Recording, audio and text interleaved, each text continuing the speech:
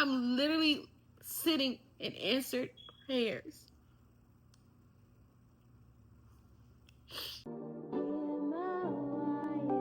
Be stay per usual, IslandGyalRenee. Call me on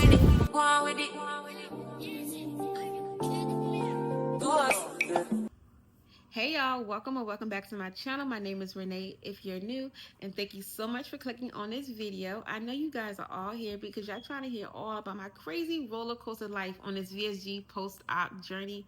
And baby, I'm about to spill all the tea. We drinking coffee this morning, but I'm spilling the tea for y'all. So hold on. And that coffee is hot and good. Anywho, so I have gotten so many DMs and so many emails from people asking me about how I lost weight, the VSG process, how does it go, how does it feel, what do I regret, just all types of questions I get all the time.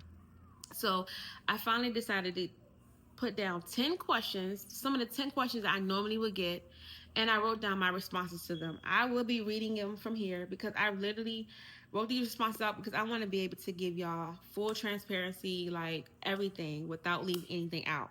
So let's go ahead and jump into today's video. All right, y'all, so let's go ahead and jump into question number 1.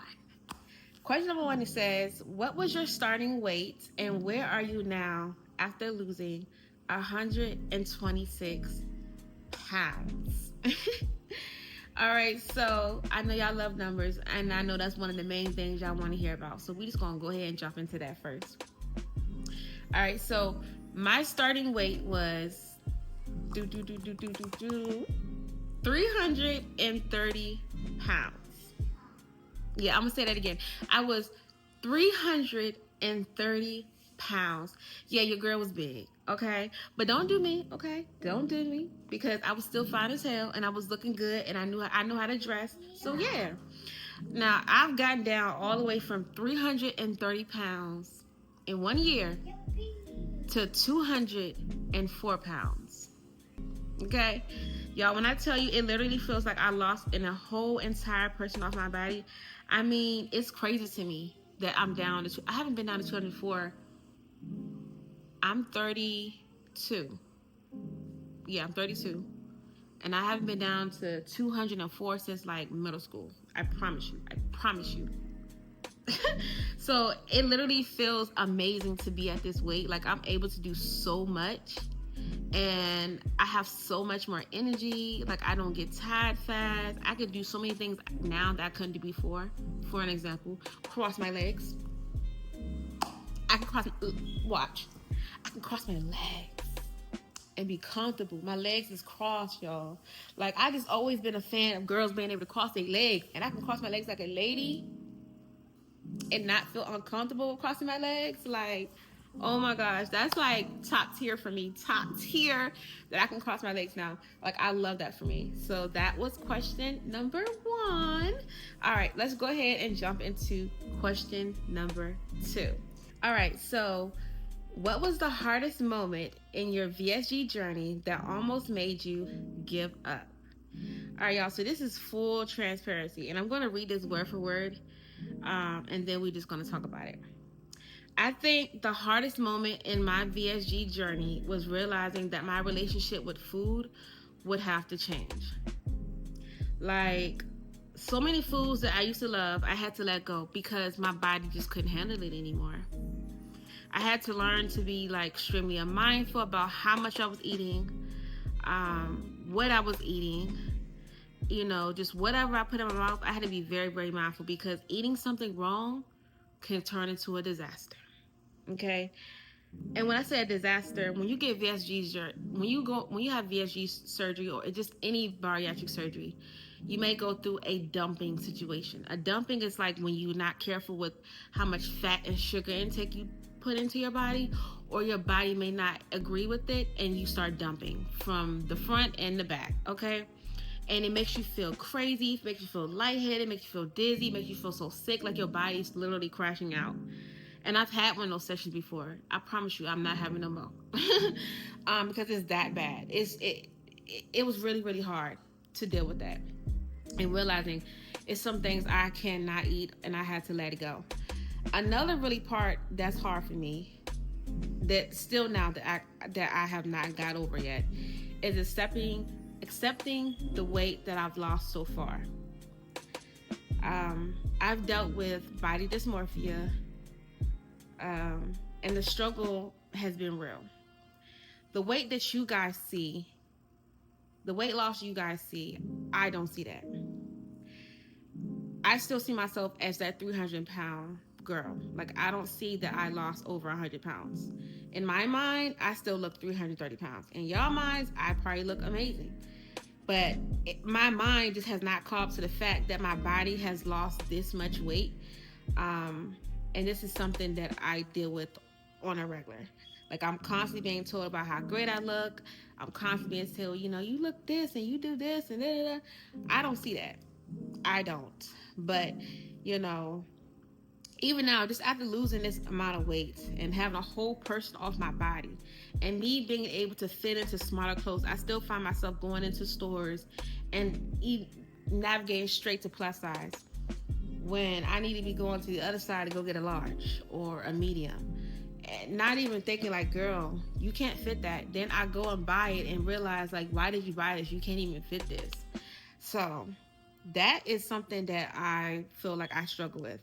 That is one of the hardest moments in my VSG journey that almost made me want to give up, because it's like, I thought, like, once I lost the weight, I'd be more healthier, of course, but I thought I'd be very happy with what I look like. And I'm not saying I'm not happy, but I'm saying, like, my mind is still not onto the fact that I really lost the weight. My mind is still back in the past, like, thinking I'm still a 300-pound girl. You know what I'm saying? Like, now, the other day, I was getting ready to go to the beach. I know I love being at the beach. And I didn't want to wear my two-piece bathing suit. Why? Because in my mind, I can't wear no two-piece bathing suit. Like, this gonna look big on me. I look too big to be wearing a two-piece bathing suit. My fat gonna be hanging all out. And my mother was like, girl, bye. You look good for where you're at now. Of course, you still want to lose more weight, but you don't look bad in a two-piece bathing suit. I'm like, well, it looks like this and my stomach like this. And she's like, no, girl, you gotta catch up. You looks good and you need to look in the mirror. So I feel like this journey has definitely been hard, but it also has been every bit of worth it for me. I appreciate this journey so much because it taught me so much. But that is definitely one of the hardest moments for me. It was the food, changed my relationship with food, and then dealing with body dysmorphia.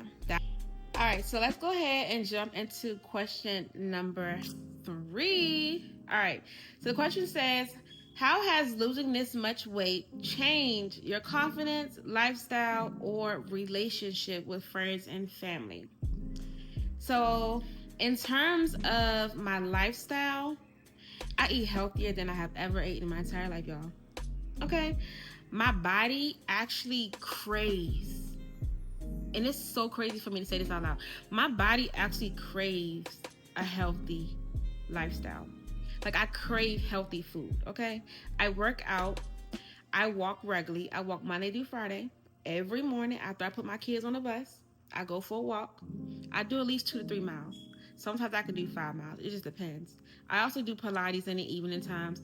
I do my Pilates at home because the studio, they costing too much. And they think I'm about to pay all that, and I'm not. I ain't got that type of coins. I don't. And I ain't even gonna fake like I do, okay? I love me some Pilates down. I'm a Pilates girl. But Pilates is mad expensive, and they really need to hike the prices down because, like, for real, be for real. We could do all those same exercises at home for cheap, for free, okay? But anyways, I do Pilates, and when I skip a workout or I don't eat like I'm supposed to eat, baby, I feel it. And I feel bad. And I'm not bad in mentally, like physically, I feel bad. Like, so my body actually wants to move now, which is so different because before then, I really didn't work out at all. I didn't really do much exercise. And I wouldn't say I was like a bad eater, but my portion sizes was too big. And I do feel like I didn't eat as much healthier foods as I should. I ate more fried, sugary foods. and not really sugar, because not I wasn't really a big sugar person, but like I'll say more fried foods. I ate a lot of fried foods, and I feel like now it's totally different. Confidence wise, I've always been a confident girl, so let's just start there. Okay, I always knew that I was pretty. I always thought I was fine, even when I was bigger, because that's just the way my mother instilled in me, to always believe in myself. Always think you're beautiful, you're pretty, just like the average girl. Just because I'm big don't mean I'm ugly, baby. I may be big, but I'm still ugly. And excuse me, but men always been checking for me, baby. So I wasn't even worried. One thing about it, a man was always checking for me. So I've always had the confidence. You know what I'm saying? I've always thought I was that girl. Nobody needed to tell me. I always felt that way. So that's that. But I do feel like now that I lost the weight, I done took it to a whole nother level. And it took me to a whole nother level. Like when it comes to like how I look, some days, like I said, I still deal with my body dysmorphia. But on the days when my body dysmorphia ain't around, baby, I feel like I'm fucking $1,000,000, okay?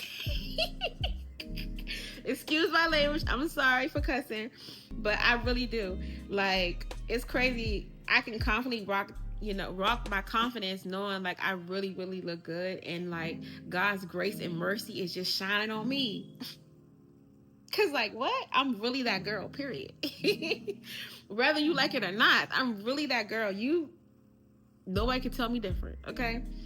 Cause what? I'm a child of God. I'm beautiful. I'm confident. God done made me look 20 times better. All right, so let's go ahead and jump into question number 4, which says, what does a typical day of eating look like for you now compared to before surgery? Now, my typical day is all about high protein, low carb, and staying hydrated. High protein, low carb, staying hydrated. So I drink plenty of water. I mostly avoid drinking my calories. I don't drink any calories except coffee. If I want something with flavor, I drink Coke Zero. I drink Sprite Zero. I rarely drink juice because that has calories and sugar. And then the ones that don't have sugar and it still has calories. So I try to avoid that at all costs. That's that. I eat anything I want. I'm going to just put that out there. And a lot of VSG's girlies probably won't agree with me, but I eat whatever I want. Because I feel like you eat everything in moderation. So I'm going to give you a rundown. I wrote down what I eat. Just to give you an intake, like a little, So before surgery, breakfast could be something like bacon, eggs, sausages with biscuits and gravy, hash browns, the whole nine. I got the whole nine for breakfast, okay? Breakfast for me now is more so like a boiled egg with a little bit of spinach and a piece of sausage. Because as you know, my little pouch can't handle much food, but that was a nice, healthy balance. I got my veggie, I got my protein, a cup of coffee, and some water. That is something that I would eat for breakfast. Sometimes maybe a piece of bacon. Sometimes I have a protein shake and a boiled egg. Oatmeal, I love oatmeal. So I have oatmeal and sausage or oatmeal and bacon. I got my protein, I got my fiber, I got it all. This is just a big difference.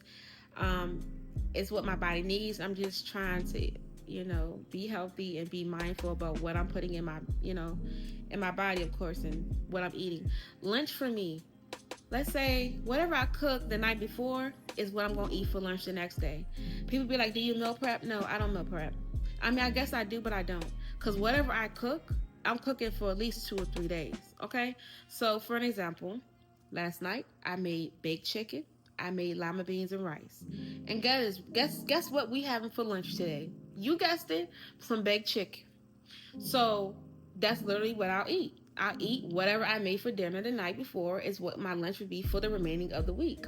Or it'll be my lunch and my dinner. Or sometimes if I don't eat what I made for dinner, then I'll eat something like tuna with like veggies, like carrots or celery, bell peppers and onions, cucumbers. Like I try to nibble on those type of things. Snacking wise, I don't really eat unhealthy snacks. I try to snack on, like I said, fresh veggies with like ranch, I try to snack on the tuna pouches, um, protein bars, a smoothie. Sometimes here and there, of course, I lean into my cravings and I have a chip few. But other than that, I try to be mindful, like I said, about what I put in and watching my calorie intake, because a lot of that stuff will hold you up on your weight loss and it'll make you feel more bloated and you have a lot of salt intake in you. So yeah, that's literally what my eating is like. For dinner, like I said, protein, a vegetable. Yes, I eat rice. Sometimes I have some rice with the potatoes, whatever, but I don't eat a lot of it. I'm very mindful. I put a small on my plate. I can't eat much anyway as it is. So that's another great thing about having surgery. You know, your body can't handle all that food, but what your body can handle, you make sure you be mindful about what you put in your mouth. So that's that. All right, y'all. So let's go ahead and jump into question number 5. And it says, did you ever hit a stall and how did you push through it? Yes, I did. Hands down, I've had multiple stalls. Yeah. When I tell you I've had stall after stall after stall after stall, and this is the number one question that I get all the time. The number one question I get all the time. Yes, I've had multiple stalls. I've had thousands of stalls. I've had millions of stalls. At the beginning of this journey with the stall, I would freak out. Cause like in my mind, is my tool not tooling? This tool that you done gave me, is it not tooling? Cause like, why am I not losing the weight and why am I stalling? I'm barely eating anything and I'm not losing the weight.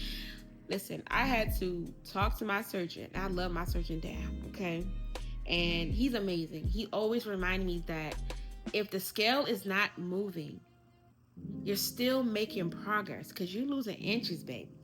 You're losing inches, and it's so true because I would literally measure myself and see that I really lost inches.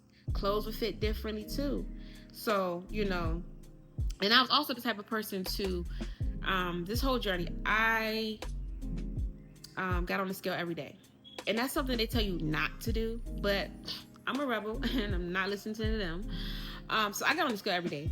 And for me, the reason why I get on the scale every day is because it helps me to be accountable and it helps me to remind me of my goals that I have and to be mindful about what I'm eating and what I'm putting in my mouth. It's just a part of my journey. It doesn't drive me crazy, but at first I was driving myself crazy because I'm like, hold up here. I'm doing everything I'm supposed to do. Everything. And the scale's not moving. And like I said, my surgeon had to like let me know, like, girl, chill out. Stay off the scale. I said, I ain't staying off this scale, but I will chill out. And that's really, you know, once I realized, yeah. All right, so how I push through would be I would increase my workouts. I would increase my protein intake. I would increase my water intake. You know, I sometimes I would stay off the scale a couple of days just to reset, you know what I'm saying? But normally, of course, as you know, I check the scale every day. But during those times where my scale wasn't moving, then I'll stay off for a couple of days, do what I'm supposed to do, increase everything, and then come back and check to see if I even did what I was supposed to do.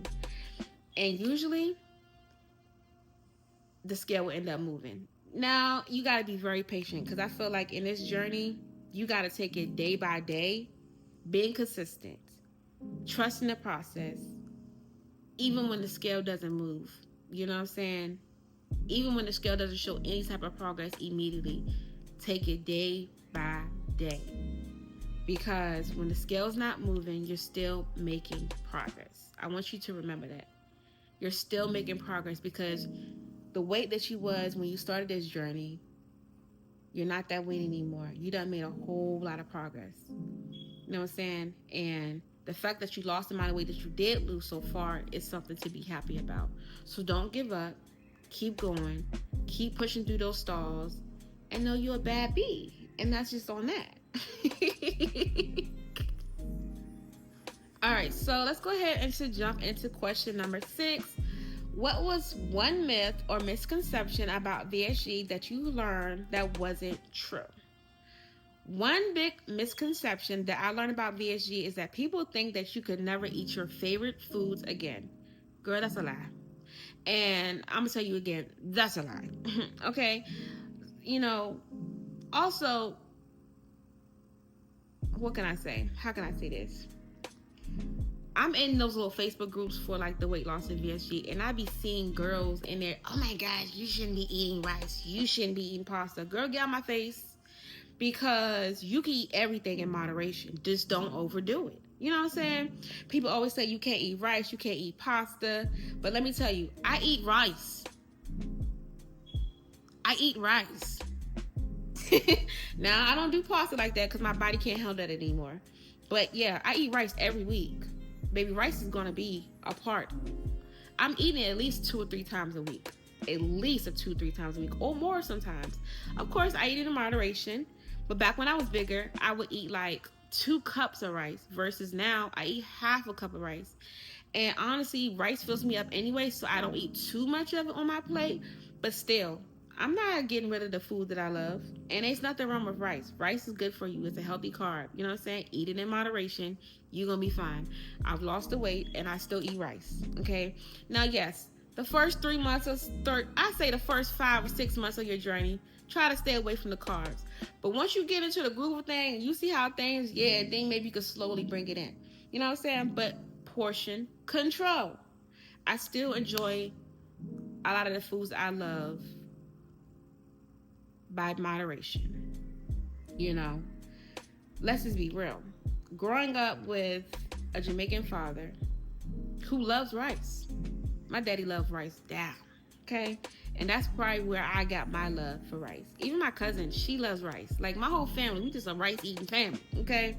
So I feel like this VSG journey isn't about restriction forever. It's about learning balance. It's about learning portion control. And it's still about enjoying the foods that you love. And that's all I'm going to say about that. So don't believe all these misconceptions. Don't believe that you'll never do this. You know, don't believe it. Just don't believe it. Your journey is yours, and your journey is going to be different than mine. But we all on this journey together, and it's going to be similar as hell. So that's just how I see it. Let's go ahead and jump into question number 7. It says, how do you deal with cravings and old habits that try to creep back in? I'm going to just read this one word for word. Cravings and old habits definitely do try to creep back in for me. I'm human, okay? So the difference now is I've learned discipline and balance. When I do get a craving, I don't always tell myself no. Sometimes I let myself have a small little portion because I don't believe in restricting yourself at all. I feel like if you restrict yourself, then you're going to end up going down a hill that you don't need to go down, okay? Just like they say, don't go down a dark alley at night. Baby, don't go down a dark alley at night restricting yourself, because that's what you restricting yourself is going to make things worse down the line, and we don't want that for you. So you can enjoy all the foods, but just like I said, in moderation. The key is don't let the cravings control you anymore. Before, I'd be quick to eat anything really fatty, maybe a donut, then I add something else on top of it. But now I have to stop and ask myself, are you really hungry? Because you just ate 20 minutes ago. Go drink some water. Go find something to do. You got a lot of stuff to clean up in here. Go read a book. You know what I'm saying? I have to talk myself through it sometimes, because some days I be wanting to just munch away. I ain't even got no room in my stomach, but I still want to be trying to munch away. But you know, I just eat half of something. Like, let's say I want something that I'm craving, for an example. I don't know. I'm trying to think of something that I would eat half of. Okay, sometimes I want a bagel. And me and breads don't get along too well. So I'll eat half of a bagel, put peanut butter on it, a little honey or whatever.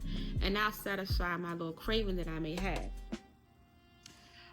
But you know, let's be real. Old habits do try to sneak up on me. And for example, I do have an autoimmune issue. I have a lot of autoimmune diseases, and I deal with being in a pain 24/7. So sometimes when my pain meds is not working, I'll take edibles. Edibles, as you know, give you the munchies. Munchies, baby. Everybody know about that high munchie, okay? So I have to literally talk myself through it. I usually drink ice water. I'll crunch on some ice. If I really, really, really need a snack, like I said, I'll revert to like carrots, apples, bell peppers, sometimes onions, just any type of fruit or veggie or something that's low in calorie that will satisfy me just to get me through it. But other than that, that's what I do. I don't want food to be a control of my life. I'm trying to take control of the situation and block out all that food noise, because a lot of times we don't even be hungry. We just really be bored for real, for real. And I'm the type of person where I need to eat something and watch a good show. Or I gotta watch a good something. And yeah, so yeah. All right, so we're gonna jump into question number 8. What role did faith, mindset, or community play in helping you succeed? I want to read this word for word, y'all. I know I said that about the last one, but this one I really need to read word for word.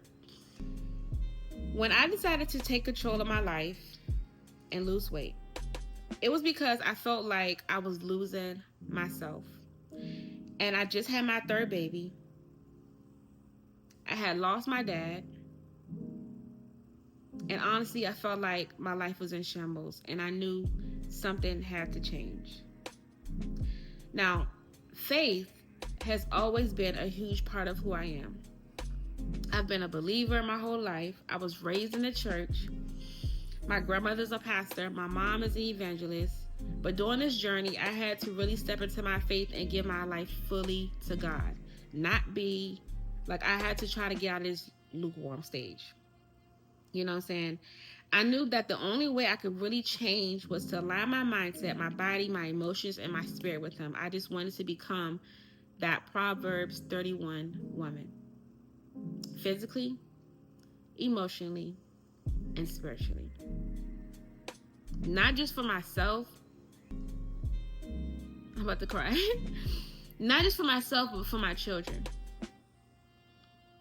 So I could have the energy and health to be there for them fully.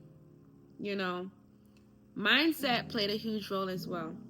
I had to stop letting old habits, unhealthy eating, self-doubt control me. I had to renew my mind. I had to pray daily. I had to get in my Bible. I had to pray through my struggles. I had to trust God's timing. And let me tell you, when I tell you God is so good, yo, like,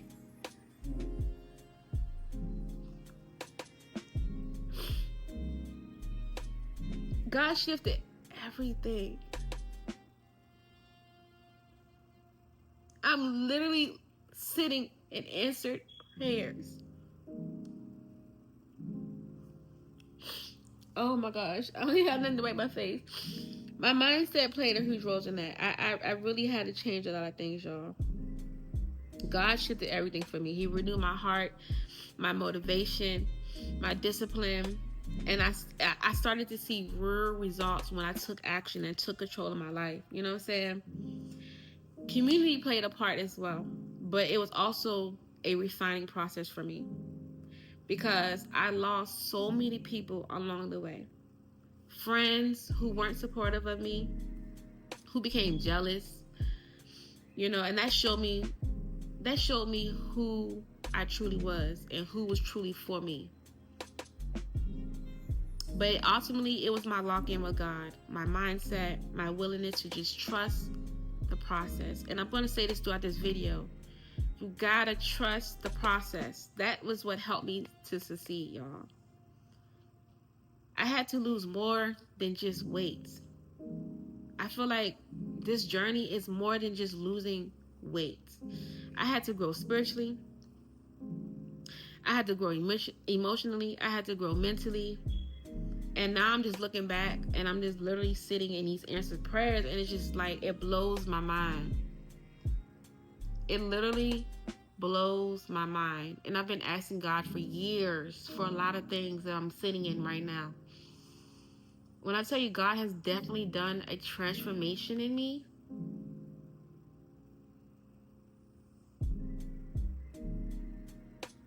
He has really done a lot. And I'm so thankful. I'm so thankful. All right, so question number 9 says, what is something unexpected, good or bad, that came along with losing the weight? One thing I didn't expect when I lost the weight would be that I would have to change my relationships. With food, with people, with myself. On the good side, I didn't realize how much confidence I would gain back. The smallest things started to feel big to me again. Walking upstairs without getting tired and winded. I can walk a lot of stairs and not be tired anymore. Um, Not feeling exhausted with playing with my kids at the playground. Um, Being able to just go into certain regular sections in the store instead of plus size. Those everyday victories felt so unexpected to me, and it made me really appreciate life way more. I appreciate things so much more because a lot of things I took for granted and realized, like, I just took for granted, and I didn't realize how life could be if I just changed a lot of things. But on the other side of me, I would say I didn't realize and I didn't expect for people around me to react the way they did. Some people celebrated me, but others grew distant. Others grew jealous. Others just couldn't handle my transformation. And that's okay. I can finally say that is okay. I realized this journey wasn't about them. It was about me becoming the woman God called me to be. Another unexpected thing I would say would be loose skin. Nobody really talks about that part enough, though, because losing that much weight is a blessing, of course, as you know. But it does come with body changes that you have to mentally adjust to. And at first it was hard for me because I felt like I looked it really bad with the loose skin hanging. But I had to change my mindset on that. I see now that the loose skin tells my story. It tells where I've come from and where I'm at now. And I love that. So overall, what was unexpected for the weight loss? It wasn't just physical. It shifted everything in me. My mindset, my relationship, my faith, the way I see myself. And honestly, I wouldn't trade these lessons for anything. It helped me become the woman that I am today. Of course, every girl don't want, we want to get rid of, we want to tone up. So that's what I'm doing with Pilates, trying to tone up so I can get rid of the loose skin. Eventually, I will have surgery to remove my stomach. So I plan on doing that soon. But like I told my surgeon, I want to lose some more weight. So once I lose some more weight and get down to my maintenance goal, then I'll remove the extra skin off my stomach. Hopefully, my legs start toning up with doing the Pilates. And walking, of course, and lifting weights. So, yeah, that's just that. And finally, let's get to the last question of the day. All right, and question number 10. If someone is considering getting the VSG surgery, what is the number one piece of advice you would like to give them? The number one piece of advice, and if you ain't listened to anything that I said in this video, please listen to this part here. Trust the process. Trust the process, okay? I promise you, if you trust the process, you will make it through this journey. Be patient with yourself because patience is key. Your journey is not going to look like mine. It's not going to look like Sarah down the street. It ain't gonna look like Yvonne over there. It ain't gonna look like Rachel over there. Like I said, your journey is your journey. Trust the process. Be patient with yourself because patience is key. Do what works for you. Don't do what everyone else do. Do what works for you. Listen to your surgeons. Take their advice. But also know that over time, you will have to adjust things to your liking, to your body standards. You know what I'm saying? You have to tweak things to fit your lifestyle and your body and how you want your VSG journey to go. And let me tell you this. Get the surgery, sis. Get the surgery. Don't be afraid. Don't let nobody hold you back. Don't let people get in your ear talking all that yeah. Get the surgery. I promise you, it is life-changing. And life after having VSG surgery is amazing. And I want you to be able to see it as well, like I see it. Like, yes, I got this tiny little pouch. Yeah, I can't enjoy as much food anymore, you know, but honestly, that's a blessing. I got leftovers for days. Y'all know I like to go out to restaurants. So when I be getting all these food y'all see me review, you think I can eat all that? No, baby. I have leftovers for days. Like, I spend less money on food because when I eat out, I can't get a lot anyway. So I get a little bit. Sometimes I eat off the appetizers. Sometimes I do get a main meal. And guess what? I have appetizers for at least 2-3 days. So, you know, life is great. I'm saving coins too. My grocery bill done went down a little bit because like one pack of chicken can last our whole household. Before, one pack of chicken was not lasting our household, okay? Let's just be for real. But yes, I would say get the surgery. And, you know, but at the end of the day, I want to say this again. The biggest thing is to trust the process. Be real with yourself. You got to be real with yourself. Don't compare your journey to others, and the weight will come off. It really will. You got to do the work, though. People think that because you got weight loss surgery, that you took the easy way out. Baby, this is hard. Baby, this is hard, okay? When I tell you this surgery stuff is hard, it is not the easy way out. Honestly, losing weight without getting surgery, eating healthy and all that stuff is the easier way, because with the surgery you go through so much stuff. You got to eat a certain way. The pain after having the surgery, your pouch smaller, the mental, it's just a lot that goes into having the surgery. And when I tell you this is very hard, it's very hard, but it's very, very rewarding. Just focus on your end goal, and I promise you, you will get through it. Get in your Bible bag. Read your Bible, sis. Drink your water. Mind your business. Eat healthy. Trust the process. I promise you, you will succeed. I promise you, you will.